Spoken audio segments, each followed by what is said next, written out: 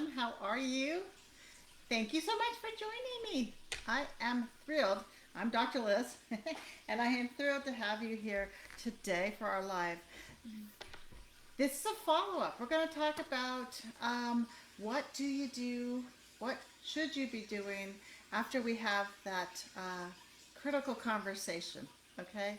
And last week, we talked about having that hard but crucial conversation in your relationship, and we went over some things like, uh, you know, getting clear on who it's for, and some tips on how to manage these ahas that you've found, and bringing them up to date, and your sweetheart be involved with you.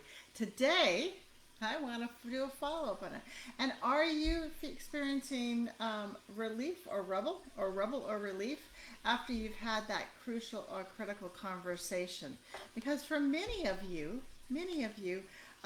you might have just essentially dropped a bomb in your marriage, in your relationship, by having an honest conversation. And maybe, not everyone is comfortable, and not every relationship is experienced in having these critical, honest conversations. And so when you have this, bomb, this event, this aha, it might have triggered. Um, it might have triggered them thinking, triggered you thinking, and uh, you're you're trying to help them as you're trying to help yourself understand what the connection is from, maybe from the past to the present, or you know what you are doing today that was invisible to you before. And I think in the past, in the last week's question, or live, we talked about maybe the person that found out that that revealed that they didn't like their breasts being touched. So that went back to something from their teenhood or childhood, or a different experience. Or the other individual, the gentleman that said, find myself distancing and separating out from you when we're being intimate, when I'm feeling vulnerable. And so we're going to tie up some of those, using some of those examples today. But I really wanted to talk to you about, where do we go with this? We don't want to leave that huge conversation without what I call the follow. All right? Um, for some people, yourself or your spouse, your partner, they may be feeling relief. Like, oh my gosh, it makes sense now. Now I understand why. Because, when I would do this, I got the feeling that something wasn't right. Or I felt like, oh, you flinched away from me. Right? Or that you just weren't really there in the moment. And so for them, it's aha. They're getting it, they're understanding it. They still need more understanding. They still probably need to sort it out. But for them, it makes connecting the dots. For others, it's a huge bomb. It's a huge chaos. There's rubble in the relationship. What they thought and expected is changing, and maybe they don't really know where that's taking the relationship, or what they're supposed to do with that information. So I really want to follow up with you guys and make sure that you had the second part of having crucial conversations, and that's where we're going to today. So I'm going to talk to you about three next best steps, next best practices. There's the follow-up. There's letting them know, we talked about something last week or last month, depending on the time frame then, and I want to spend some time with you, kind of going over it, and exploring and sharing. So timing, again, guys, timing is always critical. I don't think you'll ever get that out on one of my first best steps. So you think, this weekend, I think I have some bandwidth. I'll be rested. We don't have anything going on. Is that a good time for you? And you guys pick and choose a time and a location and a place. Remember, we talked about no war zones, no things. Let's make it light and simple, and like preload the time so that it works best for each of you. You want the mindset there. All right? The next steps is curiosity and clarification. Okay? curiosity plus clarification. Curiosity, because we don't necessarily know that our message got to them the way we wanted it to. Okay? We want to not assume and jump in there that we know exactly how they took it. We don't know. Maybe we have some ideas because they're like, back then they're like, oh my God, that makes sense. All right, so we might have a little inkling of going that way. But so we want to be curious. We want to use words and we want to explore what they understood, what they did. So that's just exactly what we do. All right. We talked about. Hey, okay. I know I shared a lot about it last time, and you shared with me, and I'm curious. That's why I'm following up here. I'm curious. What was your takeaway? What did you understand from what I had shared? Okay, now we're only in the curiosity stage. Don't jump to the clarification stage. And so if we use the example of the gal that said, she, in her mind, she had shared, I don't enjoy you grabbing my breasts when we're out, outside the bedroom and in the bedroom. It's a trigger for me. It just is a real turn off. And okay. So we want to get curious and find out what our spouse or partner heard. Okay. Maybe what they heard is that I don't want you to touch my breasts at all, ever. Zip. They're off limits forever. They're mine, not yours. Okay? So we want to hear what they heard. We want to hear what their takeaway was.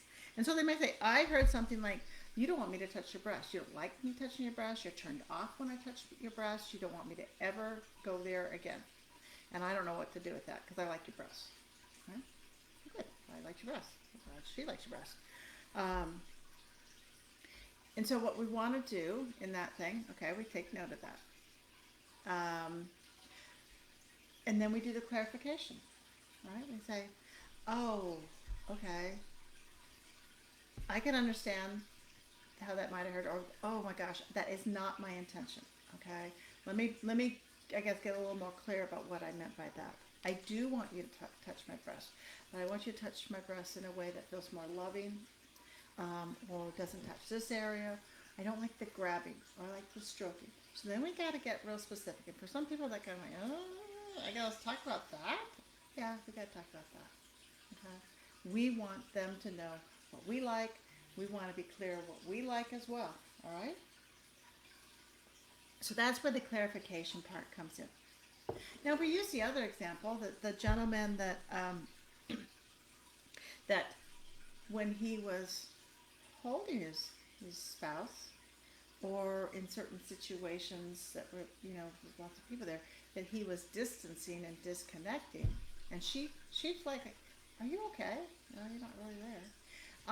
He might get curious and say, so what did you hear when I shared the other day? And I'm trying really hard to stay here because I'm asking something that's making me step away emotionally. And she might hear, it's like, you don't trust me. You don't trust me. I'm in that same boat of the people that abused you. That's his time now. He steps into the clarification. All right? Because it's not that. Actually, I do trust you. And when I'm vulnerable, like I was telling you then and I'm telling you now, it's really hard for me to stay in the moment. Okay? It's really, really hard for me to stay here. And so what we're doing is we're keeping it open. We're not attacking. We're not getting aggressive. We're not getting, we're not trying to personalize it. We're just putting that searchlight out there to see what they heard, and we're getting confirmation. We're getting clarification. Then we drop into confirmation and correction. Okay? So we talked about it. You said, don't touch this. Well, actually, I do want you to touch, but we're going to have to work on it. Or I want to work through this. But maybe in the example, the spouse got it right. And they said, you don't want me to grab. No grabbing. No, that's right, no grabbing. But can I stroke you? Can I do other things? And so now you give them confirmation. Yeah, absolutely. I would like that. We're going to have to see. We're going to test it out. But they're getting confirmation now on what you like or what you meant. And if there's still anything that needs to be done, we do the corrections. All right? And it might be something where if you're saying, if I start to flinch or pull back, let's not treat that as like I'm rejecting it. Let's see what we can correct. Let's see what we can do in that moment. Was that a grab, or was that your old trigger that you assumed I was going to drop? Because we own our reactions, and so even though they're offering to do something different, sometimes you're like, oh, I don't know. Okay. And the example with a gentleman that when he would hold his wife and he would emotionally dissociate, sexually dissociate, when he felt vulnerable. It might be confirmation and validation that, yeah, you are 100% right. That is what I am experiencing, and you are picking up on that. So I'm doing really hard to stay in the moment. I'm going to be holding you, and as I start to step away, or as you feel me slipping away, what can we do to correct that? What can we change up?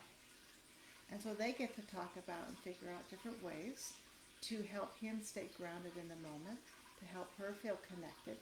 And she's not a therapist or anything like that. That's not what we're talking about to do. But we're having, in this case, two sets of couples that are following up on a very important, very sensitive topic, conversation, very important event or triggers that happen way before the relationship perhaps, but is still active and working in today's relationship, and it's impacting in the ways that can be creating problems. It's having misunderstanding. People are operating on misinformation. People are reacting to something that isn't necessarily accurate or in the moment correct. And so the last part, the confirmation and correction, we can take that segment out of that one conversation, and when it's happening in the real world, when maybe the husband and wife are in bed, and or he's in the kitchen and he's getting a little frisky, and she starts to flinch, that's the time we can bring that confirmation in. It's like, are you flinching because I did something wrong, or are you flinching because, or I felt like you pulled back? Like, that was my trigger. That was my trigger. Nothing you did wrong. In fact, your touch was really nice. So let's try it again. Okay? Or, yeah, you were coming at me again with those, and I like, okay? So then he gets to do the correction. I'm sorry. I just get excited and I get goofy. I'll try a different way. So confirmation and correction can follow you all the way outside this one conversation, this one follow-up moment. And I highly recommend it. I really do. Because it helps us, whether it's this crucial conversation or others that maybe we don't even know is happening and we need to bring up. It helps us, hey, is it me? Is there something I'm doing? Or did I judge that right? Did I react to that right? And so we can get confirmation, and then we think, oh, okay. No, I think we overreacted. So then we stop there, and we'll be able to do some thinking and start right back up into another aha moment of, here's another critical, crucial conversation, crucial event. And I'm starting to put things together, and here's how we fix it. And we'll just go back through the same steps again. For those of you who didn't make it to my the first week about having those crucial conversations, I'll drop the link in here so it'll be easy for you to find. And as you start to work through this and practice this, I want you to feel free to continue to send me drop in your comments, send me your concerns, send me like, hey, how is this working? Am I doing this right? Am I doing this right? Because that is really how we learn. Okay? That is how we learn. That is what we need to be doing, which is practice. The thing is about these two trainings, around crucial conversations and the follow-up of, rubble versus relief, is that we can do these, and really should be doing these, and I use that should pretty deliberately, throughout our relationship, throughout our time together, because we do get into these kind of paths and ruts, and we don't really understand what's happening or what we're doing. And my passion is to ensure that every relationship, every marriage, yours, and every woman, just like you, me, you have the keys to unlocking the life that you deserve. The tools, you have the tools to untangle these messy communications, and you have the skills to create lasting connections way beyond where I'm at, okay? I don't even need to be there. I want you to have these things as takeaways. I want you to be able to work on them. I want you to be able to take these, take these videos in your life and show them. Show them to your sweethearts. Practice them. Work with them. Okay? But these things are just a teeny, teeny, teeny bit of what I know and what I use with couples in my office, in my practice, now in my Zoom office. Okay? And I wanted to share another thing with you. It's my Happy Marriage Masterclass, my Happy Relationship Masterclass. And this is it's you work on your own program, and I'm always here for support and whatnot. But whether you're a newlywed or you've been married long term, this is a must. It really, really, really is a must, because your relationship can be fun, it can be exciting, and you want it to stand the test of time. And so that's what I've done. I've designed this to supercharge, to strengthen, mend, or mend if there's an area that needs to be mended, fill in the gap if there's something that the skills that you're lacking, because they don't teach us this stuff in traditional school, and life is usually sometimes just a way of learning on our own. But I've got 10 marriage boosting, relationship boosting modules. 10, okay? And it's a go at your own pace. There's fun videos. I do discussions. We do case studies. We talk through and work through the lesson, and I show you how it's applied in real life with other couples.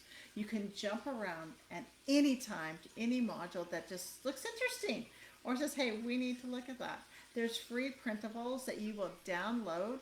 They include the video recap, and there's bonuses, and there's real life case studies. Plus, there's fun activities, because I am all about doing something fun. I mean, improving our relationships, bettering ourselves should be fun. It should be exciting. It should be rewarding. It's something that both you and your partner can enjoy. And you have lifetime access to the Happy Marriage Masterclass. When you click on the link, make the purchase, it is yours.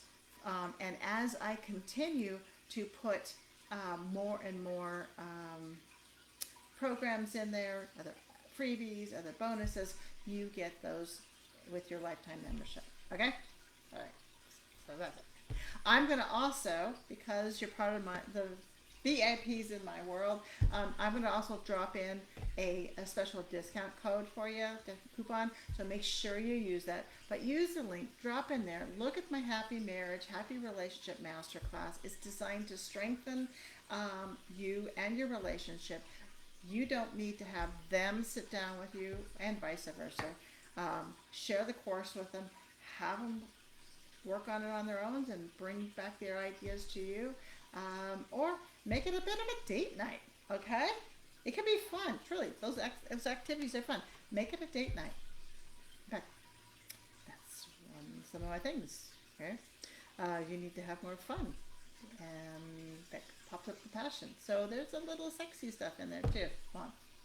Anyway, I thank you guys so much for joining me. I am looking forward to hearing more of your comments, more of your questions. Let me know what else you'd like me to be talking about, and I'll see you next week. Bye-bye.